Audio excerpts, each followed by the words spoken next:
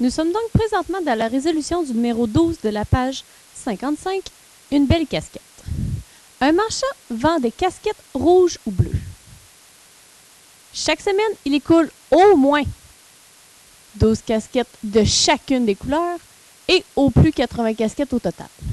Il vend au plus 3 fois plus de casquettes bleues que de casquettes rouges. Si le marchand vend les casquettes bleues sont plus chères que les casquettes rouges, combien de casquettes de chaque couleur doit-il vendre pour maximiser ses revenus? Nous pouvons donc dire que les variables dans le contexte-ci sont x, le nombre de casquettes rouges, et y, le nombre de casquettes bleues. Et nous pouvons former la fonction z est égale à x plus y, puisque c'est une fonction pour maximiser une quantité de casquettes.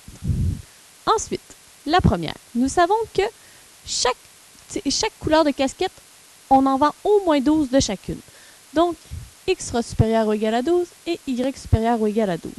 Ensuite, on sait qu'au total, il vend au plus 80 casquettes. Donc, la somme des deux quantités de casquettes est inférieure ou égale à 80. Et finalement, il vend au plus 3 fois plus de casquettes bleues que de casquettes rouges.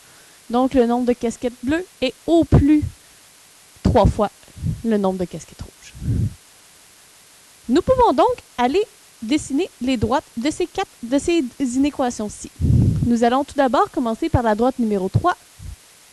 X plus y est égal à 80. Nous pouvons isoler et écrire que y est égal à moins x plus 80. Et former la table de valeurs xy avec les valeurs suivantes. 0,80, 12,68, 20,60. Ensuite, ainsi que 68,12. Ici, j'ai mis une valeur de plus dans ma table de valeurs, mais c'est un choix judicieux afin de me permettre de peut-être avoir une de ces données présente en tant que sommet. C'est à voir.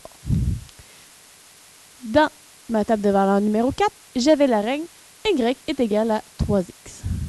Donc, je peux former les couples 0, 0, 12, 36 et 20, 60. De cette façon, je peux aller tracer mes droites dans le plan cartésien juste ici. J'avais la droite numéro 1 et la droite numéro 2 qui étaient y égale à 12 et x égale à 12. Ensuite, avec ma droite numéro 3, je peux la tracer juste ici, ainsi que ma droite numéro 4. Maintenant, je dois faire les points tests. Je sais tout d'abord que x et y doivent être supérieurs ou égales à 12. Donc, je sais qu'ils seront dans cette région. Ensuite, si je retourne dans mes équations du début, si je remplace dans l'inéquation, j'avais que, si je teste le point 0, 0, est-ce que 0 plus 0 est inférieur ou égal à 80? Eh bien oui. Tandis que dans la droite numéro 4, j'avais y est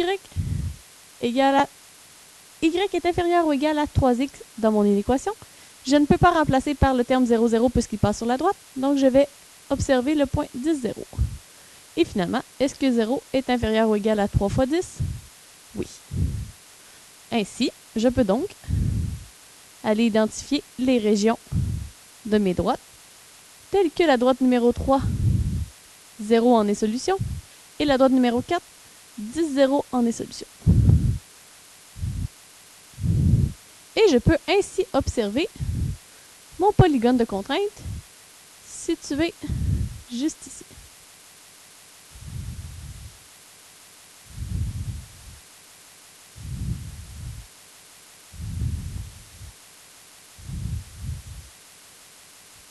Et ensuite, aller observer les endroits où seront présents mes sommets, tels que le sommet A, le sommet B, le sommet C et le sommet D.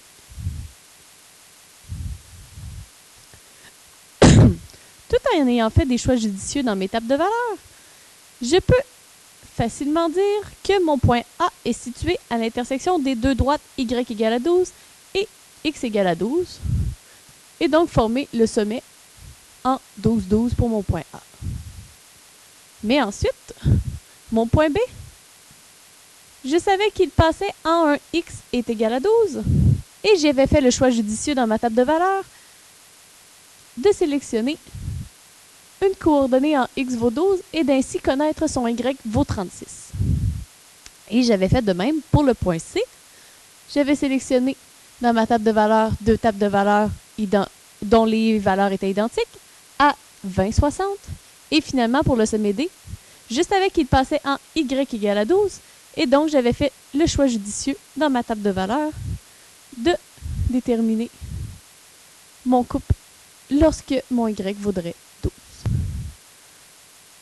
Il aurait cependant pu être possible de résoudre tous ces sommets par les méthodes que l'on connaît de réduction, de substitution ou de comparaison des trois méthodes de résolution de systèmes d'équations.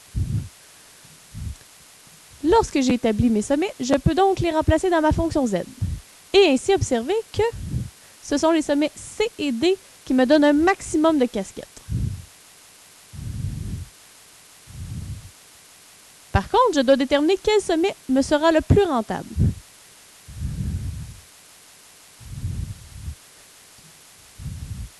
Je peux donc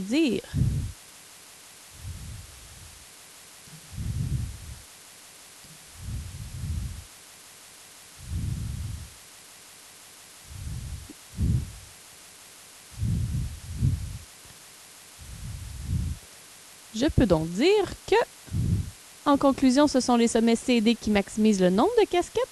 Cependant, c'est le sommet C qui maximise les profits, puisque dans le sommet C, j'ai une plus grande quantité de casquettes bleues et que ce sont les casquettes bleues qui sont le plus rentables, qui donnent le plus grand profit. Donc, il serait judicieux pour le marchand de choisir ce couple-là, puisque c'est ainsi qu'on a un Y le plus haut, un nombre de casquettes bleues maximal, et nous obtiendrons un revenu maximal avec 20 casquettes rouges et 60 casquettes bleues vendues par le marchand.